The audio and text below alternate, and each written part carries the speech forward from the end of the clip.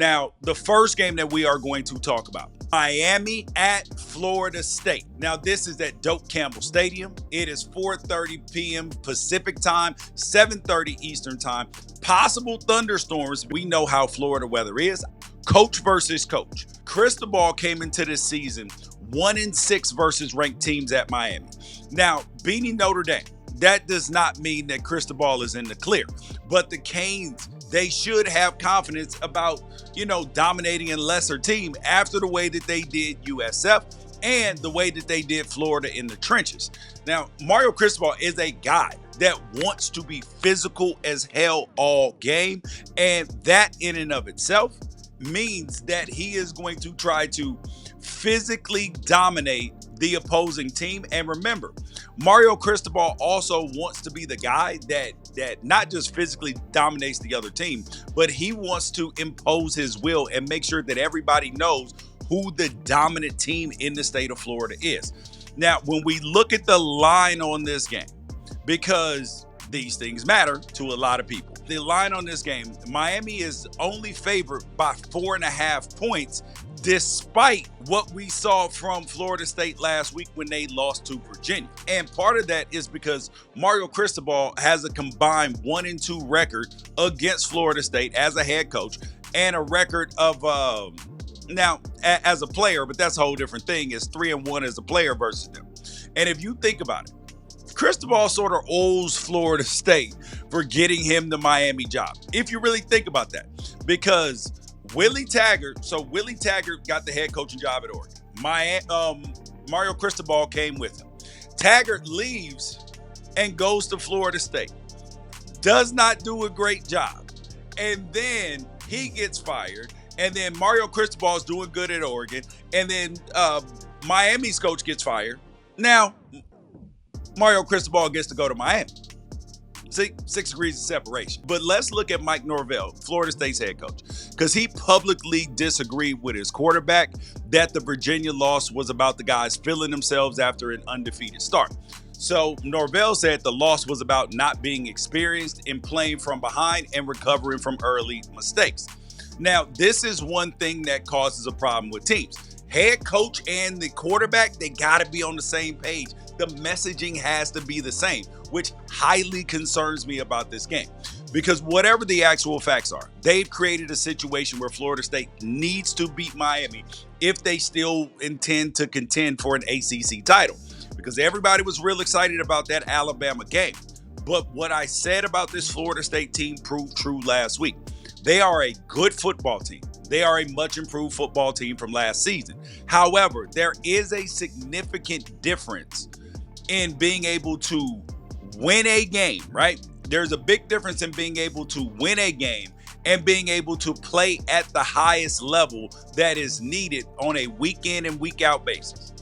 That is the part that is going to be tough for Florida State this particular season. And it's not that they're not a good team, like I just said. Let's look at quarterback versus quarterback. We got Thomas Castellanos over there at Florida State because he has been getting some passes batted down because he's a short king. And some of that has led to turnovers as well. But that's really only the criticism that you can have of his play so far this season, because his yards per attempt are up almost 25% from last year. And he has career highs in pretty much every passing stat, like yards per game and completion percentage. And he's also running more than he did last year at Boston College. And that makes the Florida State offense a lot more dangerous. Because Castellanos, his biggest weapon is 6'6" wide receiver Deuce Robinson. And this kid transferred over from USC and because he wanted to play at his dad's alma mater in Tallahassee.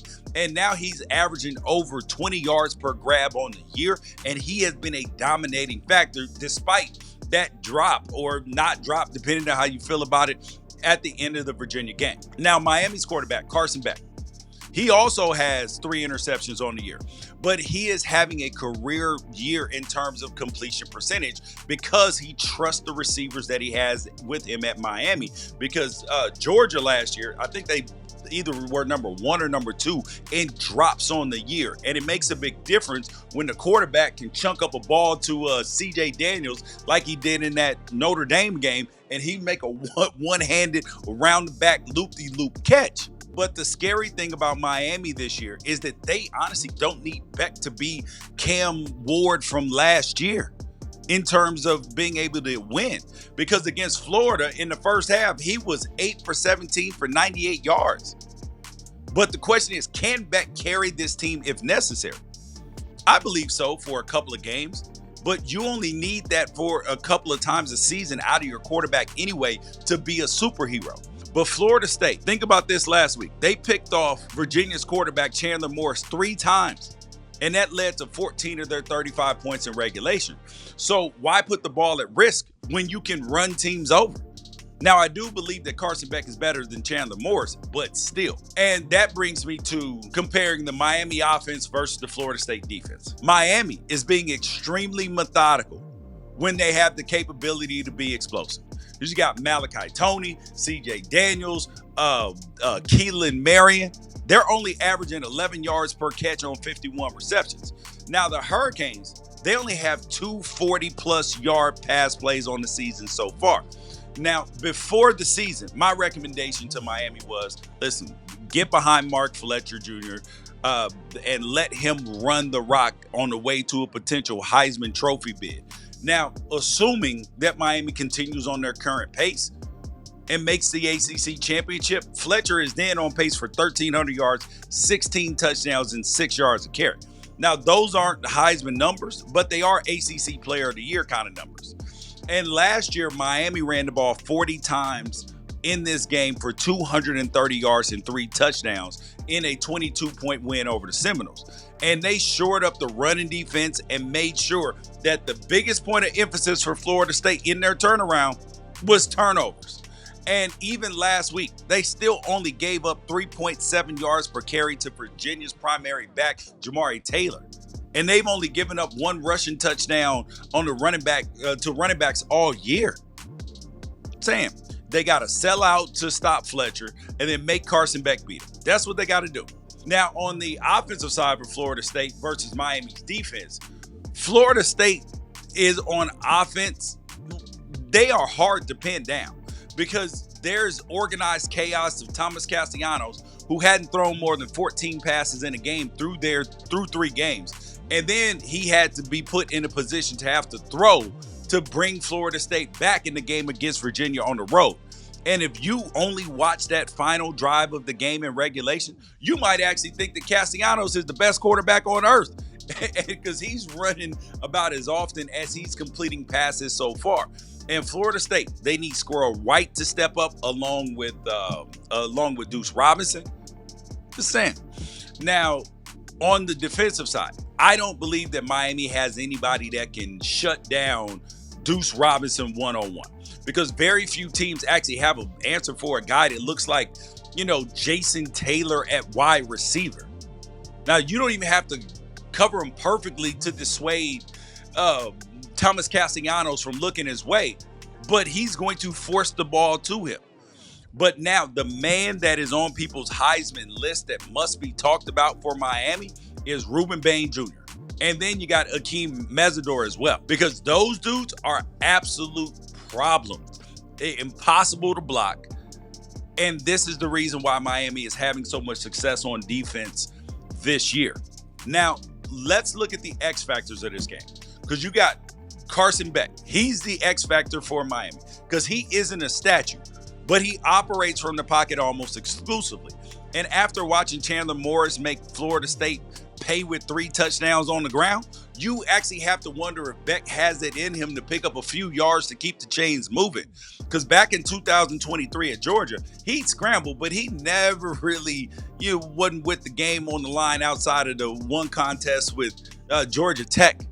Now, does Beck have it in him to dive through the pylon to make a play if necessary? But for Florida State, they only have 2 players with double-digit solo tackles, and they are both DBs. You got East Texas A&M and Kent State back-to-back weeks. That, I promise you, didn't get this defense ready for conference play. But Memphis transfer Elijah Herring, he did step up to make a few plays against Virginia. And the Seminoles are going to need him and the safeties, Barker and Earl Little to put their bodies on the line in this one to keep Mark Fletcher from getting past the second level and running over this defense. But my pick in this game is going to be, and this is hard because this is a 4.5 point spread. I have Miami as one of the top 4 teams in the country. I think that this is going to be a lot in Doak Campbell, and I am going to pick Florida State to lose this football game. I am going to pick Miami to keep rolling, and then people are going to have questions about Mike Norvell after this game. But as the clips would say, so be it, so be it.